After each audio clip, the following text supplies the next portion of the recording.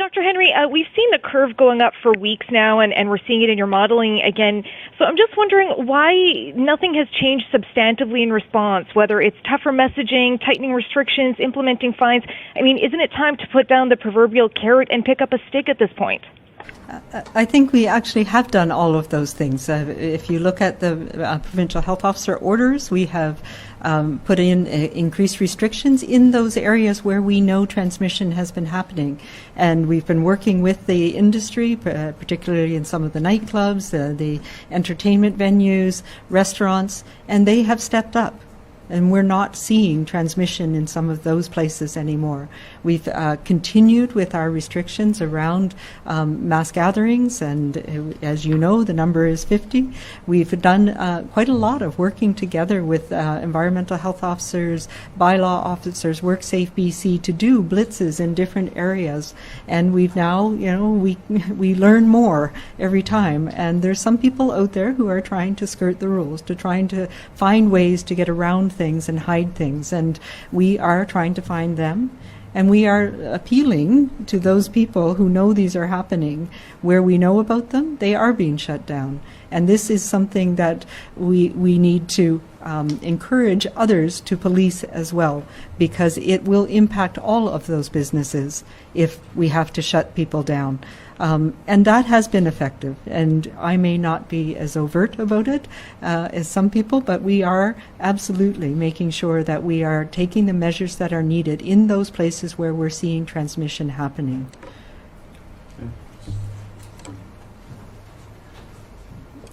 I think just one point to show the effectiveness of what Dr. Henry and her colleagues do is in interior health. You'll recall we went from 2 active cases in interior health to active cases in the 80s in a short period of time in the first part of July.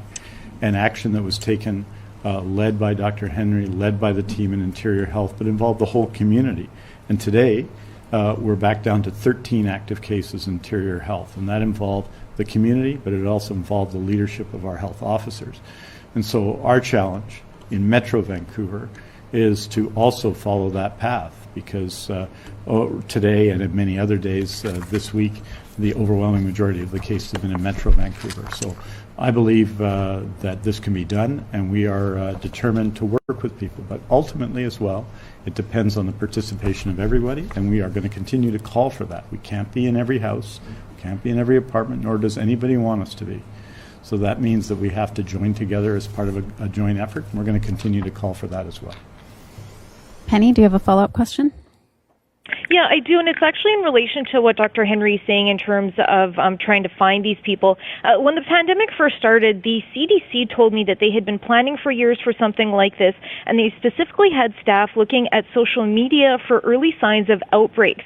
And I'm just wondering, have you pivoted on that strategy? Because I got to tell you, it's not hard to find social media posts at the same locations often again and again where people are partying or big groups are gathering with zero distancing. And I'm just wondering, have you had bylaw or health officials target locations like that based on social media? And could that be an effective strategy just to try to find those younger people that you've been searching out that seem to be the problem demo right now? The short answer is yes, and it's done in different ways in different parts of the province.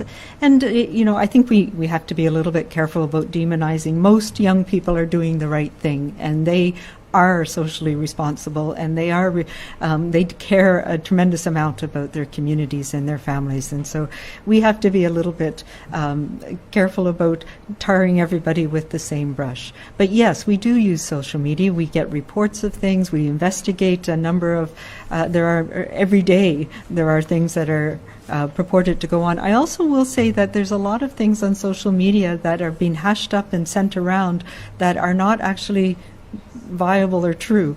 Recently, I had a number of outraged people send me messages about something that was going to happen and notices, and it turned out it was something from 2017. So, I think we have to understand that social media is what it is. And yes, we absolutely look at those things, and we investigate when we hear of them. I know you've touched on this already, but because the approach BC has taken since March doesn't seem to be working, what action should people be taking when they witness others breaking the rules, such as, if your neighbor's having a party or a banquet, or just what would you tell people to do? Because not everyone should be calling 911. No, nobody should be calling 911 unless they have a medical emergency. Let's be very clear about that. But there are things people can do. You can certainly, there's bylaw officers that have jurisdiction around parties that are causing complaints and nuisance, etc. However, I do take a little bit of issue with your first statement. I actually think that what we have been doing has worked, and that's why we are where we are. And we know that the things that we have done and would continue to do are working. And it's a very small proportion of the population that are doing things that are causing some of these, the spread that we're seeing. The vast majority of us are weathering this together. And that's what we need to continue to do, and continue to do it in a positive, supportive way, because that's the only way we're going to get through this over the coming months and years. So we all need to take a step back and make sure we don't always know the story of what's happening around us, and we don't always understand the issues that are happening. But if we do have concerns, there are places you can go. I don't know if you want to talk about that.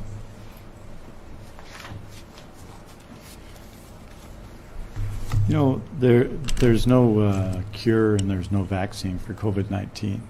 And so we've dealt with this now. We're into our 7th month since we've started doing these briefings, 6.5 months at this point.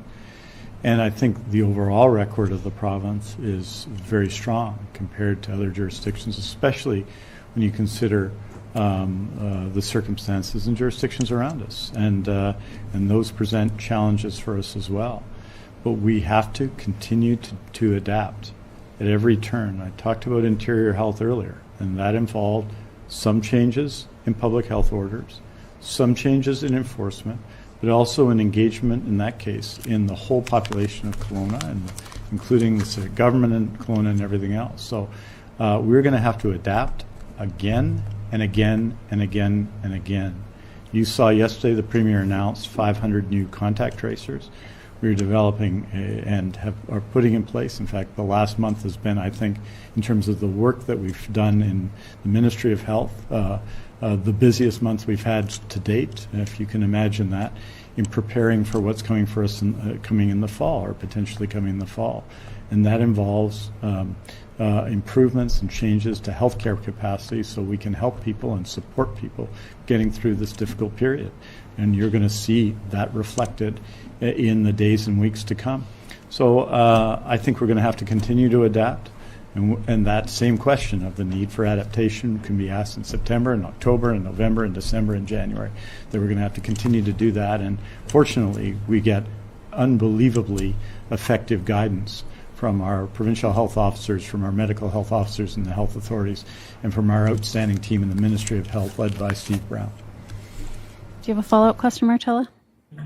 Yes, it was for Minister Dix. Thank you for interjecting there. I was hoping to ask you, because I just checked today that WorkSafe BC hasn't issued a single stop work order, but earlier in your comments you mentioned that if you are having a banquet or if you are having a large gathering, expect someone to show up. So how is that going to work? And hasn't it been done up until now that an environmental health officer or a public health officer would have shown up if there's a large banquet hall having a wedding or something in an area where you're not supposed to? Yeah, so I'm not sure what statistics you're referring to, but there's ways that we approach the implementation of the regulations. So WorkSafe and public health, we take an educational approach, but there have been workplaces that have been shut down. There have been bars and restaurants and facilities that have been shut down. So that, and it continues. We don't want to do that, because we know that, we saw some of the statistics here.